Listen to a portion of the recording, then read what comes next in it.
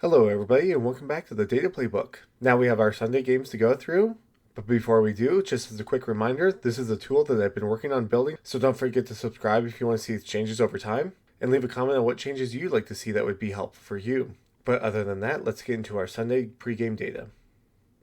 Getting into San Francisco, going to Cleveland, we have San Francisco favored on the money line with a spread of 5.5 and a total line of 35.5. Here's your team averages, and then we'll look at the rankings.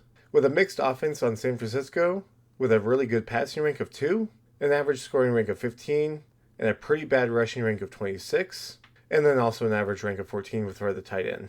Defensively, it's somewhat opposite, but similar with an allowed passing rank of 27, allowed rushing rank of 11, and allowed scoring rank of 11. For Cleveland, you have a really bad offense, a scoring rank of 29, passing rank of 30, rushing rank of 28, so bottom third easily, even probably a bottom 3 team, even though their tight end rank tries to pull them up with a rank of 4. Defensively, they're a little better with an allowed passing rank of 6, allowed scoring rank of 12, allowed rushing rank of 12, and an allowed tight end rank of 16.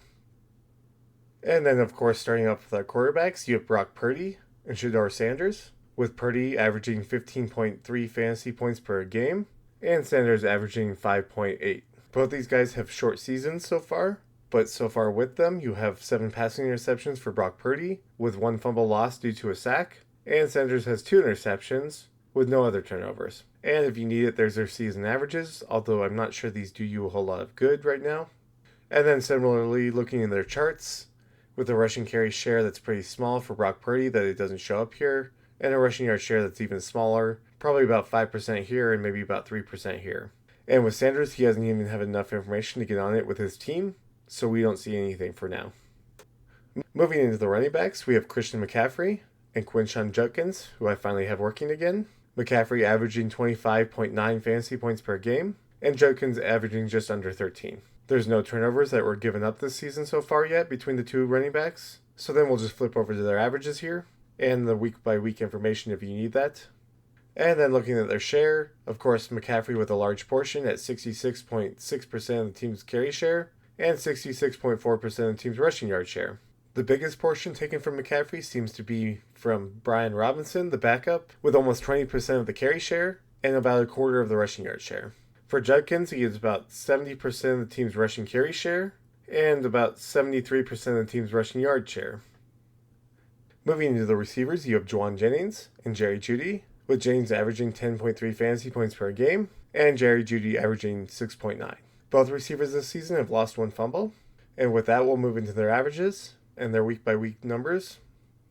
And then their share, with Juwan Jennings getting 17.7% of the team's target share and 14.8% of the team's receiving yard share. And then with Jerry Jeudy, he gets about 22.2% of the team's target share and 20.3% of the team's receiving yard share. For your number 2 receivers, you have Ricky Pearsall and Cedric Tillman, with Pearsall averaging 9.3 fantasy points per game and Tillman averaging 6.6.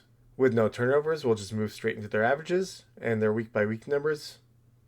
And looking at their share, you get Pearsall with 9.8% of the team's target share and 11.8% of the team's receiving yard share.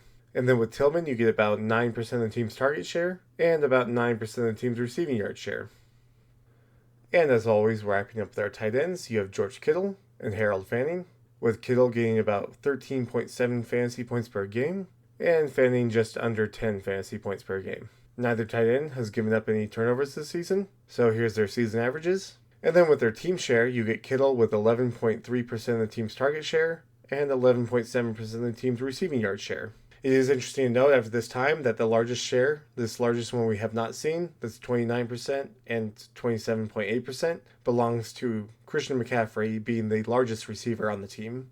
And then with Fanning, you get about 20.1% of the team's target share and 23.7% of the receiving yard share. So there you go for this game. I think the biggest thing to note is that if Cleveland could use this allowed passing rank of 6 to really stop this passing rank of 2, then maybe they would really have a chance. But again, I always go back to these scoring ranks because that's where it really matters. And this scoring rank of 15 against an allowed scoring rank of 12 might be about even. But an allowed scoring rank of 11 against a scoring rank of 29, which is really bad here, just leans towards San Francisco. So I'd lean towards San Francisco winning this game. But I guess we'll just see how it turns out. And with that, thank you so much for watching. I hope that you got something out of it, and if you did, leave a like and subscribe, and otherwise leave a comment on what else you'd want to see in the future. Other than that, thank you so much for watching, and I'll see you in the next one.